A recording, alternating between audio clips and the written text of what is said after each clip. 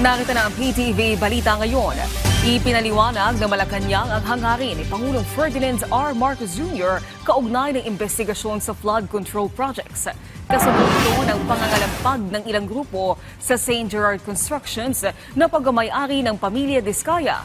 Ayon kay Palace Press Officer at PCO Undersecretary Claire Castro, para sa taong bayan ang ginagawang investigasyon.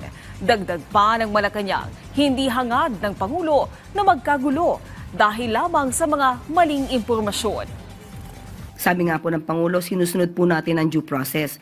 Sa mga kapwa natin Pilipino, ang pag-iimbestigang ginagawa po ng Pangulo, ang pag-uutos na imbestigahan lahat, ay para din po sa taong bayan.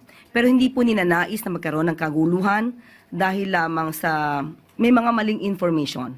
Dahil ito daw ay ginagamit para mas paalabin ang galit ng mga Pilipino. Hindi po yun ang nais ng Pangulo. Nais ng Pangulo ay maliwanagan lahat tayo kung ano nangyayari sa mga flood control projects at maibigay ang nararapat sa taong bayan. So, inuutos naman din po ng Pangulo sa mga concerned government agencies natin, sa mga law enforcement natin, na huwag niyo pong hayaan na mangyari po ito. Hindi na kailangan ng purchase booklet para makakuha ng 20% senior citizen discount sa pagbili ng gamot at medical devices. Batay sa kautusan ng Food and Drug Administration, inalis na ang purchase booklet sa checklist ng requirements para sa senior citizen discount. Alinsunod dito sa Department of Health Administrative Order No. 2024-17 at Republic Act No. 9994 o ang Expanded Senior Citizens Act of 2010.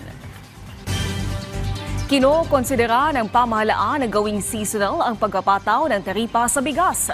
Naniniwala si DepEd Secretary Arsenio Balisacan na makakatulong ito upang maprotektahan ang mga lokal na magsasaka at maging abot kaya ang presyo ng bigas para sa mga consumer.